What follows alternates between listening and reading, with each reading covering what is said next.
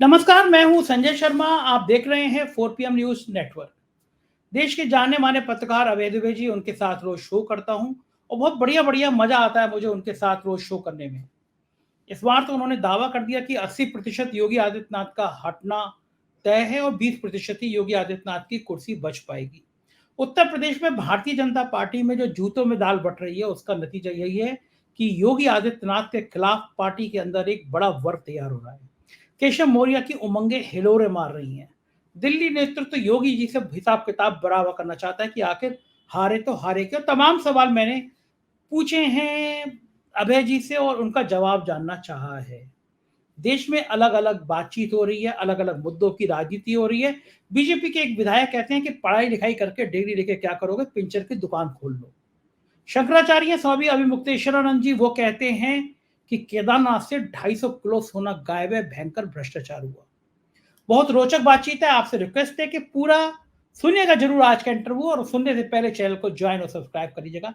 शुक्रिया, thank you. 4 PM news network में स्वागत है अभय दुबे जी आपका। एक गंभीर और एक परेशान करने वाली खबर आई है, मैं ये नहीं मानता नहीं हूं कि ये कोई बहुत ज्यादा राजनीति से जुड़ी है, क्योंकि मेडिकल रिपोर्ट सामने आई है और ये पता चल रहा है कि अरविंद केजरीवाल की तबीयत लगातार खराब होती जा रही है। उनके शुगर के इलाज में लापरवाही बढ़ती जा रही है। संजय सिंह ने आरोप लगाया कि वो कोमा की हालत में जा सकते हैं। एक बेहतरीन मुख्यमंत्री, बेहतरीन मैं इसलिए कह रहा हूं कि एक आंदोलन की राजनीति से तपा हुआ व्यक्ति, उसका गुनाह इतना था कि वो एक बीजेपी के केंद्र सरकार के खिलाफ कस के खड़ा हुआ और उसने अपनी एक व्यापक छवि बनाई, पार्टी बनाई। हालांकि वो तमाम तरह के शराब घोटाले के उन पर आरोप भी लगे, लेकिन इसके बावजूद इतने कम समय में एक पार्टी का उदय होना, पंजाब जैसे राज्य में सरकार बना लेना, दिल्ली में लगातार सरकार बना लेना, बीजेपी के वोट बैंक को शायद छीनने की रणनीति है जो उसको परेशान किया जा रहा है। लेकिन एक मुख्यमंत्री जेल में है, कोमा में जा सकता है। मैं अब आज इंडिया गठबंधन पे सवाल उठाना चाहूंगा कि क्यों नहीं इंडिया गठबंधन, जब राहुल गांधी ने कहा था कि मैं नेता पूरे विपक्ष का हूं, तो कांग्रेस भी अरविंद केजरीवाल को थोड़ा क्या किनारे कर रही है। और अगर अरविंद केजरीवाल की ऐसी हालत खराब बनी रही तो उनको वाकई में क्या गंभीर हालात पैदा हो सकते हैं, क्या लगता है आपको? देखिए, आपके प्रश्न के दो हिस्से हैं। एक सवाल तो ये है कि अरविंद की तबीयत खराब है, तो हम और आप दोनों ही ये अरविंद के अच्छे स्वास्थ्य की कामना करते हैं। और इसलिए भी क्योंकि वो भारतीय लोकतंत्र के लिए, मैं ये मानता हूं कि वो एक तरह की मिसाल है। अरविंद के जब से वो दिल्ली के मुख्यमंत्री बने हैं, उन्होंने एक खास तरह के गवर्नेंस का, एक खास तरह का मॉडल पेश किया है, जिसको मैं दिल्ली मॉडल ऑफ गवर्नेंस कहता हूं। और जो गुजरात मॉडल ऑफ गवर्नेंस बिल्कुल अलग तरह का है। ये जो मॉडल ऑफ गवर्नेंस है, इसके अंदर जो सामाजिक क्षेत्र है, उसमें काफी पैसा, बजट का पैसा काफी लगाया जाता है स्वास्थ्य और शिक्षा जैसे मामलों पर, जो देश की और कोई भी राज्य सरकार नहीं करती। दूसरे, अरविंद केजरीवाल ने गरीब तबकों के अंदर असाधारण लोकप्रियता हासिल की है। और दिल्ली के मध्य वर्ग से लेकर दिल्ली का गरीब तबका उनको नेता मानता है। और इस वक्त दिल्ली में अगर कोई एक राजनीतिक नेता है, पॉलिटिकल लीडर है, तो वो अरविंद केजरीवाल हैं। उनके कद का नेता ना तो कांग्रेस के पास है, ना ही भारतीय जनता पार्टी के पास नेता है। हालांकि वो दोनों पार्टियां बहुत पुरानी हैं और कई और दिल्ली पे शासन भी कर चुकी हैं, लेकिन अरविंद केजरीवाल इन सबसे अलग है। दूसरी बात यह है कि जब संजय सिंह ये आरोप लगा रहे हैं कि वो कोमा में जा सकते हैं, तो उस वक्त सरकार को निकलकर आना चाहिए, या तो उनके आरोपों का खंडन करना चाहिए, या बताना चाहिए कि अरविंद केजरीवाल का मेडिकल बुलेटिन क्या है। ये सरकार की जिम्मेदारी है। इस वक्त वो सरकार की हिरासत में, यानी जुडिशियल हिरासत में, न्यायिक हिरासत में। तो जेल प्रशासन को या जो भी उसके जिम्मेदार लोग हैं, उनको चाहिए कि तुरंत प्रेस कॉन्फ्रेंस करके अरविंद केजरीवाल की स्वास्थ्य संबंधी जो चर्चाएं हैं, उन चर्चाओं को विराम दें और बिल्कुल उनका स्पष्ट रूप से बताएं कि उनके स्वास्थ्य की ये स्थिति है। क्योंकि देखिए, वो चुने हुए मुख्यमंत्री हैं, बिल्कुल ठीक बात है। लगातार जेल में रहते हुए भी वो मुख्यमंत्री के पद के ऊपर काबिज हैं। अभी बीच में सुप्रीम कोर्ट ने उनको लोकसभा चुनाव में प्रचार करने के लिए जेल से एक विशेष जमानत भी दी थी। और इस वक्त भी पीएमएलए के केस में सुप्रीम कोर्ट उन्हें अंतरिम जमानत दे चुका है। उनको पहले लोअर कोर्ट ने नियमित जमानत दी और अभी पीएमएलए केस में उनको अंतरिम जमानत उनको मिली है। अब उनके ऊपर सीबीआई का केस है, जो कि पीएमएलए के केस जैसा नहीं है।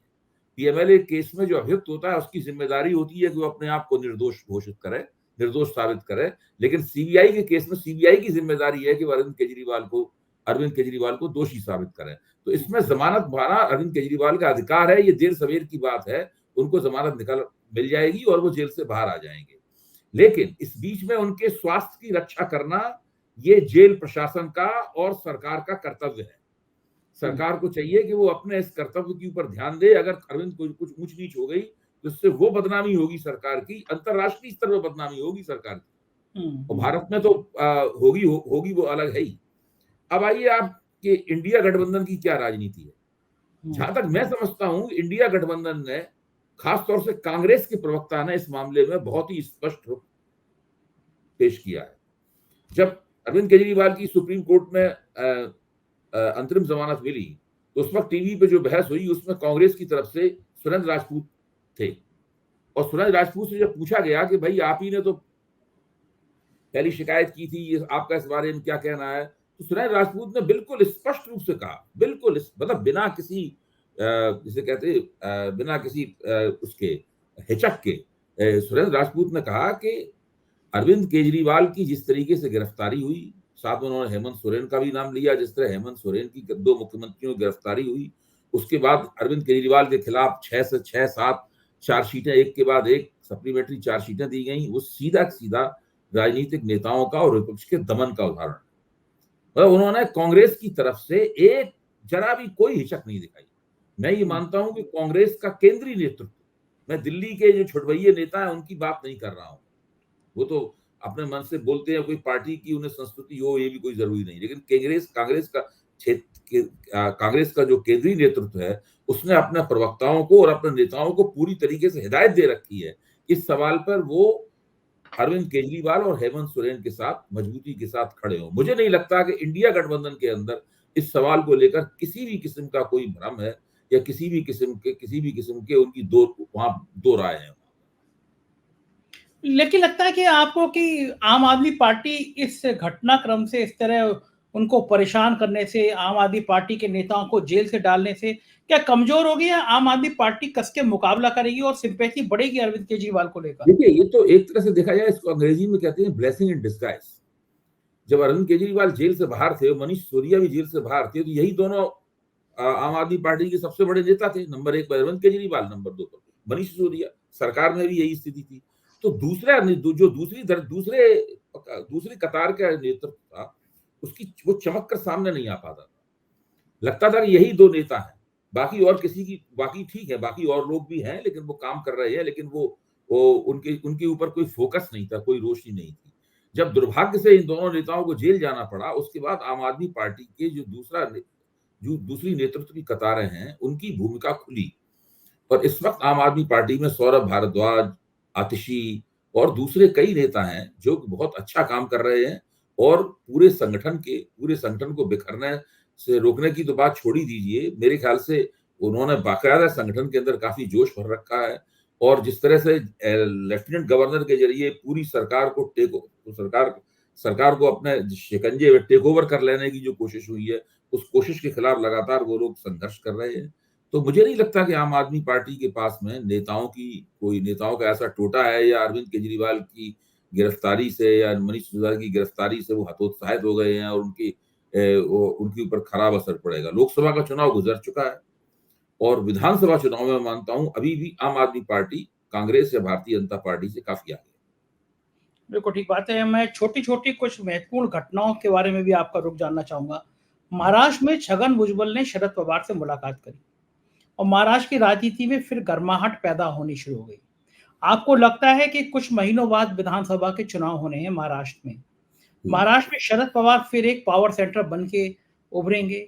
अजीत पवार क्या दोबारा से, या अजीत पवार के विधायक फिर शरद पवार के खेमे में चले जाएंगे? और अगर ऐसा हुआ तो क्या भारतीय जनता पार्टी की स्थिति कमजोर होगी? बहुत मजेदार बात सामने आ रही है कि एक सीनियर जर्नलिस्ट है, उन्होंने मुझसे कहा कि कुछ नहीं करना, विपक्ष को दुआ करनी है कि 20 रैली मोदी जी कर दें और 20 रैली अमित शाह कर दें, बीजेपी का कबाड़ा हो जाएगा। तो महाराष्ट्र शायद पहला राज्य होगा मेरे ख्याल से, मणिपुर, मेघालय के बाद में, जहाँ के नेता कह रहे हैं कि मोदी जी और अमित शाह अगर आ गए तो हमारा कबाड़ा हो जाएगा। क्योंकि वहां पे गुजरात बनाम महाराष्ट्र की लड़ाई भी तेजी से हुई और हमने देखा कि कितना भारी नुकसान हुआ महाराष्ट्र में भारतीय जनता पार्टी को। तो ये जो छगन भुजबल की और शरद पवार की मीटिंग हुई है आज, क्या महाराष्ट्र में कुछ एक नया शिगुफा ऐसा चलेगा जो बहुत परेशान करेगा बीजेपी को, लग रहा है आपको? मुझे तो लगता है कि भारतीय जनता पार्टी और श्रीकांत शिंदे की जो शिवसेना है, उसकी रीढ़ की हड्डी में ठंडी लहर दौड़ गई होगी इस खबर से। क्योंकि हम लोग पहले भी कह चुके हैं, मेरे 4 PM पे भी इस चर्चा हो चुकी है इस बात की हमारे और आपके बीच में। क्योंकि महायुति अगर टूटता है तो सबसे पहले उसको अजित पवार की तरफ से टूटना शुरू होगा। और अजित पवार की महायुति में जो लोकसभा चुनाव में जो बेइज्जती की गई है और जो उनकी हालत रही है, उसको जिस तरह छगन भुजबल ने डिफेंड किया था, बचाव किया था, आपको ध्यान होगा लोकसभा नतीजों पर, है? तो वो मुझे तो लगता है कि महायुति विधानसभा चुनाव तक इस स्थिति में नहीं रहेगा, इस स्थिति में अभी है। इसमें बिखराव होगा। श्रीकांत शिंदे दोबारा शिवसेना में नहीं आएंगे, उन्हें बीजेपी के साथ मिलकर ही चुनाव लड़ना पड़ेगा। लेकिन पूरी संभावना है कि अजित पवार की जो राष्ट्रवादी कांग्रेस है, वो उसका बड़ा हिस्सा या उसका एक बहुत या वो पूरी की पूरी ही दोबारा अपनी जो पेरेंट पार्टी है, अपनी जो मूल पार्टी है, उस पार्टी में मिल जाए। इस बात की बहुत संभावना है। मैं ये नहीं कह रहा हूं ऐसा शर्तिया तौर पर होगा। काफी कुछ परिस्थितियां किस तरीके से विकसित होती हैं इसके ऊपर निर्भर करता है। लेकिन शरद पवार जो महाविकास अघाड़ी है, उसके भी प्रमुख केंद्रीय रणनीतिकार हैं और इस वक्त वो महायुति के मौजूदा अस्तित्व के लिए भी एक खतरा बने हुए। बिल्कुल ठीक है। तो महाराष्ट्र में मतलब ये कहा जा रहा है कि मुंबई इस बार बहुत बड़ा फैक्टर अदा करेगा, बहुत सारी सीटें आती हैं। लग रहा है कि मुंबई की सिंपैथी इस बार को जरूर से ज्यादा ही उद्धव के पक्ष में दिखाई दे रही है। मैं भी रह के आया मुंबई एक हफ्ते और मैंने देखा कि उद्धव के पक्ष में लोगों की सहानुभूति है कि इस बार उद्धव को हम सीएम बना सकते हैं। क्या उद्धव को चेहरा बनाना चाहिए मुख्यमंत्री का महाविकास अघाड़ी को, या बिना चेहरे के चुनाव लड़ना चाहिए? देखिए, ये एक वक्तव्य दिया गया था उद्धव ठाकरे की शिवसेना की तरफ से। उनके जो प्रमुख प्रवक्ता हैं, जो पत्रकार भी हैं और सामना के संपादक भी रहे हैं, उन्होंने ये वक्तव्य दिया था कि उद्धव ठाकरे के चेहरे पर चुनाव लड़ा जाएगा। लेकिन शरद पवार ने फौरन उसको संशोधन किया। उन्होंने कहा कि इस बार हम लोग मिलजुल कर चुनाव लड़ेंगे, लेकिन हम लोग किसी के चेहरे पर चुनाव नहीं लड़ेंगे। तो शरद पवार की इस बात का किसी ने खंडन नहीं किया। ऐसी बात नहीं, शरद पवार के इस सवाल के ऊपर आपसी वहां मारकाट शुरू हो गई, किसी ने खंडन नहीं किया। कांग्रेस ने भी कुछ नहीं कहा, उद्धव ठाकरे की शिवसेना की तरफ से भी कोई बात नहीं आई, और राष्ट्रवादी कांग्रेस के नेता तो खुद शरद पवार हैं ही। मुझे लगता है कि शरद पवार का ये जो कहना है, इसके ऊपर सब लोग एक तरह से सहमत हैं। उसका कारण है कि महाराष्ट्र की राजनीति में जो प्रभाव क्षेत्र हैं वो बटे हुए। अगर आप उद्धव ठाकरे के चेहरे पर चुनाव लड़ते हैं, सब लोग जानते हैं कि उद्धव ठाकरे की शिवसेना सबसे बड़ी पार्टी है। चुनाव होगा तो सबसे ज्यादा सीटें वही जीतेंगे और सरकार बनेगी तो वही उसका नेतृत्व करेंगे, वही मुख्यमंत्री बनेंगे। ये बात सब लोग जानते हैं, समझते हैं और सहमत हैं मोटे तौर पर। बात से अब तक कोई असाधारण परिस्थिति नहीं बन जाती। तो ऐसी स्थिति में शरद पवार ने जो कहा उसको सब लोगों ने मान लिया है, क्योंकि इसी से उनको चुनाव लड़ने में ज्यादा आसानी हुई। जो इलाके एनसीपी के प्रभाव के इलाके हैं, जो इलाके कांग्रेस के प्रभाव के इलाके हैं, अगर वहां पर उद्धव का चेहरा मुख्यमंत्री के उम्मीदवार के तौर पर पेश किया जाएगा, तो हो सकता है कि वहां के कार्यकर्ताओं में, सब लोगों में इतनी सहजता न हो। महागठबंधन चुनाव, महाविकास अघाड़ी चुनाव लड़ेगा, और जम के चुनाव लड़ेगा, और उसका जो परिणाम होंगे उसकी पूरी संभावना इस बात की है, मैं समझता हूँ 90% से ज्यादा संभावना इस बात की है कि उद्धव ठाकरे ही उस सरकार के मुखिया बने। देखो ठीक कह रहे हैं अभय जी। अभी अंबानी जी की शादी में कुछ एक बहुत बढ़िया नजारा दिखाई दिया। शंकराचार्य हैं स्वामी अभिमुक्तेश्वरानंद जी, जो राम मंदिर बनने पे बड़े आग बबूल आते और कह रहे थे कि बड़ा अपशकुन है, मंदिर का निर्माण अधूरे मंदिर का निर्माण नहीं करना चाहिए। मोदी जी को बड़ा खरी खरी सुना रहे थे। हमने वो सीन देखा कि वो बैठे हुए थे, मोदी जी आए, उनका पैर छुआ, उन्होंने भी आशीर्वाद दिया, और मोदी जी की टीम, भक्तों की टीम बड़ी खुश थी। देखो शंकराचार्य ने आशीर्वाद दे दिया मोदी जी को। लेकिन 24 घंटे नहीं हुए, उन्होंने फिर कहा कि दिल्ली में केदारनाथ मंदिर बना रहे हैं, केदारनाथ पवित्र धाम है, इसके नाम पर दूसरा मंदिर बनाना स्वीकार नहीं है। 228 किलो केदारनाथ का सोना गायब है, ये शंकराचार्य ने कहा। बोले कोई जांच शुरू नहीं हो रही है, वो भ्रष्टाचार करके दिल्ली में केदारनाथ मंदिर बनाएंगे, ऐसा संभव नहीं है। केदारनाथ के नाम पर दूसरा मंदिर नहीं बन सकता। एक बहुत गंभीर आरोप उत्तराखंड की सरकार पर कि केदारनाथ मंदिर से 228 किलो सोना गायब है। यह मुद्दा पहले भी उभरा था लेकिन कोई जांच नहीं कराई गई। अब वो शंकराचार्य फिर से फालिन हैं। क्या लग रहा है आपको, जो दिल्ली में एक केदारनाथ मंदिर बनाने की रणनीति थी, वहां की पूरी सरकार आज रही थी, और उत्तराखंड सरकार इस समय बड़ी बदनामी में फंसी हुई है। उनकी नौकरशाही पे भ्रष्टाचार के बहुत बड़े-बड़े केस सामने आ रहे हैं। काफ़ी कहानियाँ सुनाई जा रही है। और जो 2 विधानसभा चुनाव हुए हैं वो पुष्कर धामी हारे हैं। पुष्कर धामी की कोर कमेटी पे भ्रष्टाचार के कई आरोप सार्वजनिक रूप से चर्चा में हैं, और पिछले दिनों उत्तराखंड में आग लगी हुई थी, जंगल जल रहे थे, और बताया जाता है कि वहाँ के सचिव जो हैं वो विदेश घूमने चले गए, और बड़े बदनाम सचिव हैं वहाँ के, वन सचिव। तो इस तरह उत्तराखंड में जो लूट हो रही है, शंकराचार्य ने सीधा ऐलान कर दिया कि मंदिर से ही 228 किलो सोना गायब है। क्या क्या इसका असर होगा? देखिए देखिए शंकराचार्य अविमुक्तेश्वरानंद जी ने जो आरोप लगाया है, केवल इसी आधार पर उसके ऊपर सीबीआई की जांच बढ़ा देनी चाहिए या और कोई गंभीर जांच बढ़ा देनी चाहिए। क्योंकि सरकार अगर ऐसा नहीं करेगी और इस दायरे में जो संदेह पैदा हुए हैं, इन संदेहों का निवारण नहीं करेगी, तो सरकार उत्तरोत्तर बदनाम होती चली जाएगी। देखिए, ये बहुत गंभीर मसला है। भारतीय जनता पार्टी जो हिंदू हितों की प्रतिनिधि की बात करती है, सनातन धर्म की बात करती है, उसको तो इस मामले में और भी ज्यादा संवेदनशील रवैया दिखाना चाहिए।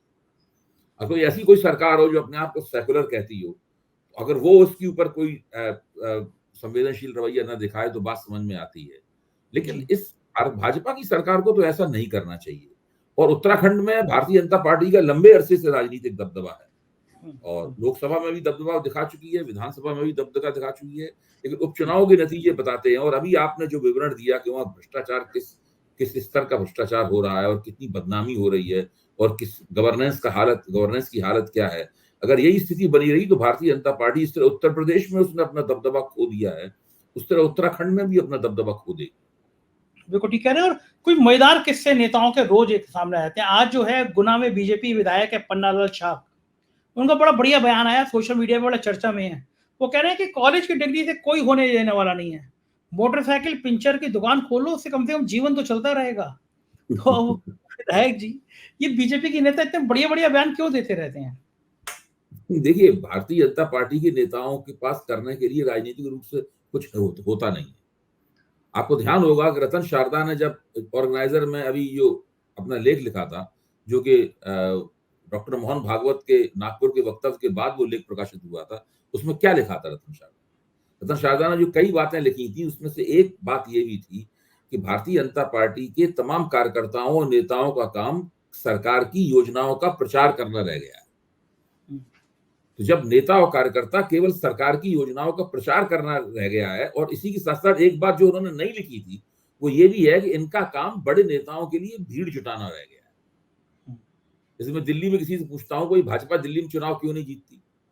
भाई, भाजपा ने पिछले 30 साल से दिल्ली में चुनाव नहीं जीता। 30 साल से भाजपा ने चुनाव नहीं जीता, जबकि केंद्र में 10 साल से इनका दबदबा कायम है, उसके बावजूद भी 30 साल से दिल्ली विधानसभा में चुनाव नहीं जीता है। तो मुझे बताया गया, मतलब एक भाजपा के ही एक नेता ने बताया मुझे कि यहाँ के भाजपाइयों का तो काम केवल ये है कि बड़े बड़े नेताओं के लिए केवल भीड़ जुटाना रह गया। उनके पास खबर आती है कि आज इतने 10,000 लोगों का इंतजाम करो, आज 20,000 लोगों का इंतजाम करो, और वो उसी में जुटे रहते हैं। दरअसल वो जनता के साथ उनके कोई संपर्क है ही नहीं। तो ऐसी स्थिति में भारतीय जनता पार्टी के नेता और कार्यकर्ता के पास में न कोई राजनीतिक काम है, न उसके पास कोई राजनीतिक एजेंडा है, न पिछले 10 साल से राजनीति के बारे में कुछ सोचने समझने की क्षमता भी उसकी कुंद हो गई है। तो इस वक्त भारतीय जनता पार्टी का जो कार्यकर्ता वर्ग है, दुनिया का सबसे ज्यादा नाकारा कार्यकर्ता वर्ग, उसको कुछ भी नहीं पता है। अगर आप उत्तर प्रदेश की स्थिति में अलग से गौर करें, तो आपको उत्तर प्रदेश की स्थिति में गौर करेंगे तो आपको ये दिखाई पड़ जाएगा कि वो नकारापन किस किस्म का है। आपने बिल्कुल सही कही। मैं उत्तर प्रदेश पे ही आता हूँ। उत्तर प्रदेश में इस समय जूतों में दाल बट रही है। एक बहुत करारी हार हुई है, और उसके खिलाफ बाद में योगी आदित्यनाथ के खिलाफ साजिशें तेज हो गई हैं।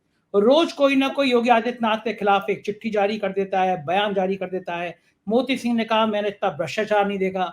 जौनपुर के विधायक ने कहा यह हालत रहा तो 2027 में सरकार नहीं आएगी।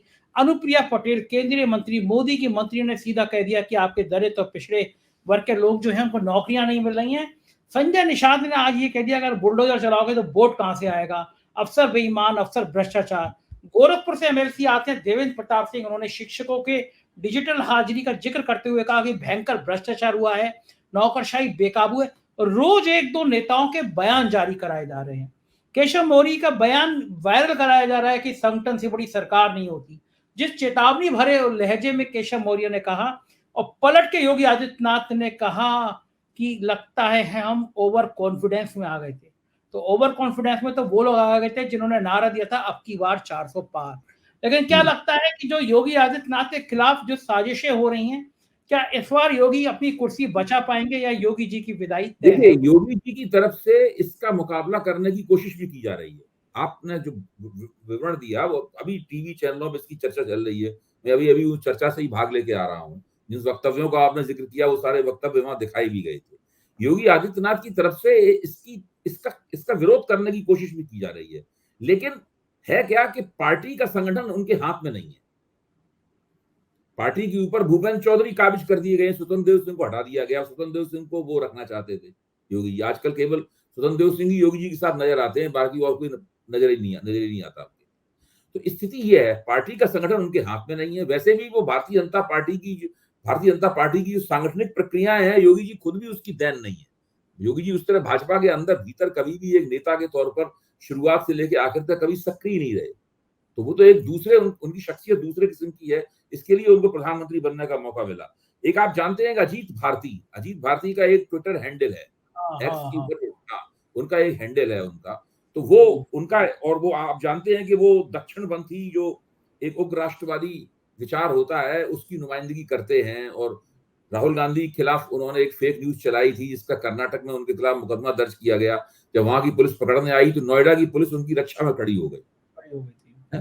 तो अजीत भारती ने, आप देखिए, एक अपना एक्स पे टिप्पणी लिखी है इस बारे में। उससे मैं टिप्पणी आपको छोटी सी है, मैं आपको सुनाता हूं पढ़ के, इससे अंदाज हो जाएगा कि किस तरीके से खुला खेल फरक्कावादी चल रहा है।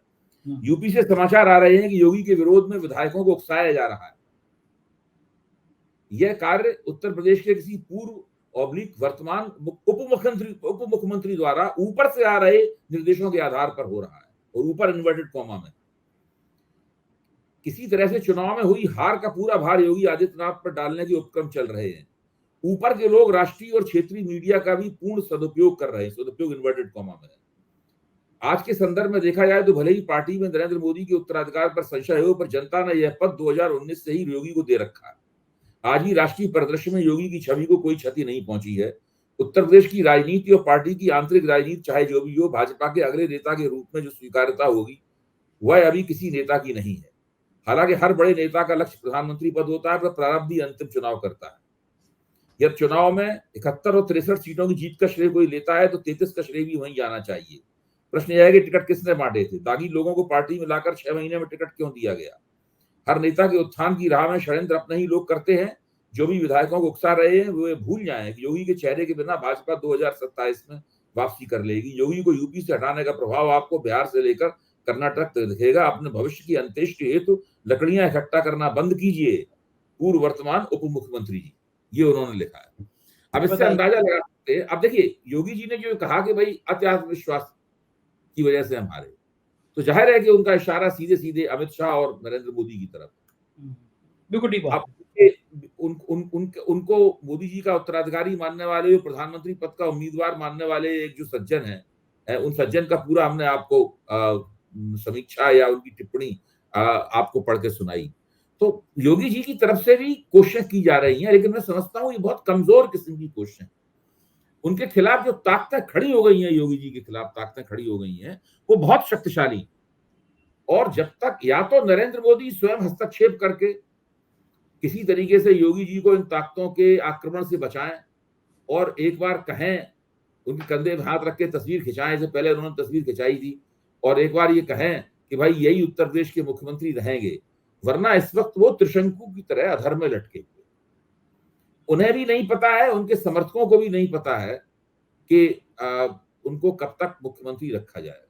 मुझे तो लगता है कि जैसा अगर यही रवैया चलता रहा तो उपचुनाव खत्म होने के बाद ही उनको हटाने की प्रक्रिया शुरू हो जाएगी, और कोई भी एक घटना करा दी जाएगी, कोई कांड करा दिया जाएगा, कोई धरना करा दिया जाएगा, कोई मांग उठवा दी जाएगी, और उस प्रक्रिया में उनको हटा दिया जाएगा, उनको फिर से गोरखपुर लौट जाना पड़ेगा और वो सुबह शाम सुबह गायों को चारा खिलाएंगे, फिर दिन में अपने पूजा पूजा अर्चना करेंगे, मेहनत की जो जिम्मेदारियां हैं उन जिम्मेदारियों को पूरा करेंगे। अब तो वो सांसद भी नहीं है, सांसद के पद से तो उन्होंने मुख्यमंत्री बनने के बाद इस्तीफा दे दिया था। तो फिर अब योगी जी को सोचना होगा कि अगर उन्हें हटा दिया, मेरे ख्याल से तो योगी जी ने अपनी उस एजेंडे पे भी काम करना शुरू कर दिया होगा कि जो अगर उन्हें हटाया गया तो उन्हें क्या करना है। देखो ठीक बात, ऐसी बात नहीं, वो भी हाथ पे हाथ रख के नहीं बैठे होंगे, वो हटाए जाने का बहुत जबरदस्त बदला बोलेंगे, क्योंकि योगी आदित्यनाथ के मुख्यमंत्री बने रहने के क्या फायदे नुकसान है और उनको हटा दिए जाने के क्या फायदे नुकसान है। इस वक्त आला कमान में सबसे ज्यादा आकलन अगर किसी चीज का हो रहा होगा तो इसी चीज का हो रहा होगा। ये बात तो ठीक है, लेकिन आपको क्या लग रहा है ये जो राजनीति चल रही है इससे योगी आदित्यनाथ बच पाएंगे या योगी आदित्यनाथ को अब हटना पड़ेगा? संभावना कम लग रही है। लोग तो कल्याण सिंह के साथ जो हुआ था उसकी तुलना कर रहे हैं इस पूरे प्रकरण।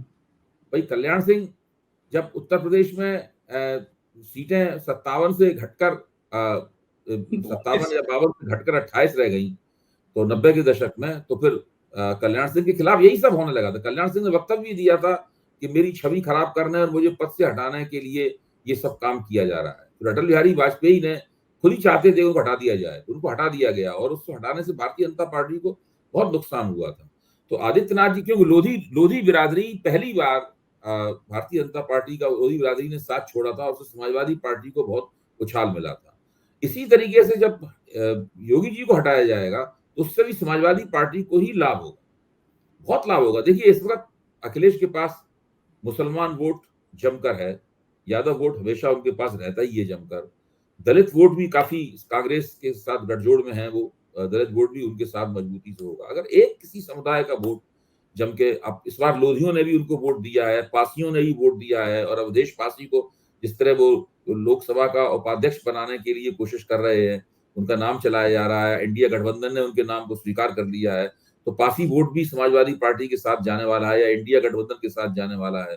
और आदित्यनाथ जी को इन्होंने हटा दिया तो अगले चुनाव में बड़े पैमाने पर राजपूत वोट भी इंडिया गठबंधन को मिलेगा, क्योंकि अगर कोई सामाजिक समुदाय योगी जी को अपना नेता मानता है तो वो है राजपूत समुदाय, उनका सजातीय समुदाय। और योगी जी खुद भी कह चुके हैं मुझे राजपूत जाति में पैदा होने पर गर्व है, कोई वक्तव्य भी दे चुके हैं। तो सीधा सीधा रिश्ता बिल्कुल साफ है, समाजवादी पार्टी को सीधा फायदा होगा इससे, बिल्कुल उसमें मुझे इसमें कहने में कोई संदेह नहीं है। और उसके बाद जो आज भाजपा का सामाजिक गठजोड़ बहुत शक्तिशाली लगता था लोकसभा चुनाव से पहले, अब फिर समाजवादी पार्टी का सामाजिक गठजोड़ उतना ही शक्तिशाली लगने लगा। बिल्कुल ठीक है। आखिरी सवाल, अगर एक और बात कह दूं संजय जी, योगी जी को हटाने अगर भाजपा हटाना चाहती है तो बहुत लंबा इंतजार वो नहीं करवाएगी, इनको 6 महीने समय में ही हटा दिया जाएगा। बिल्कुल। एक आखिरी सवाल, हटाने का प्रतिशत कितना और योगी जी के हटने का प्रतिशत कितना और योगी जी के बचने का प्रतिशत कितना? मेरे ख्याल से 80% तो हटना लग रहा है, हटना 20% भी बच सकते हैं। बिल्कुल ठीक बात है। बहुत बहुत शुक्रिया। वो तभी बचेंगे जबकि मोदी जी को ये लगेगा कि भाई इनके हटाने का बहुत नुकसान होगा, नुकसान हो जाएगा, वो खास हटाया जाए। रखने का नुकसान कम है, हटाने का नुकसान ज्यादा है, फिर उनको रखा जाए। बहुत बहुत शुक्रिया अभय जी, आपने इतना कीमती समय दिया, आभार, थैंक यू। तो ये थे अभय दुबे जी और आपने पूरी बातचीत सुनी और आप इस निष्कर्ष पर पहुंचोगे। बातचीत बहुत रोचक और सारगर्भित थी। कैसी लगी बातचीत बताइएगा। Thank you.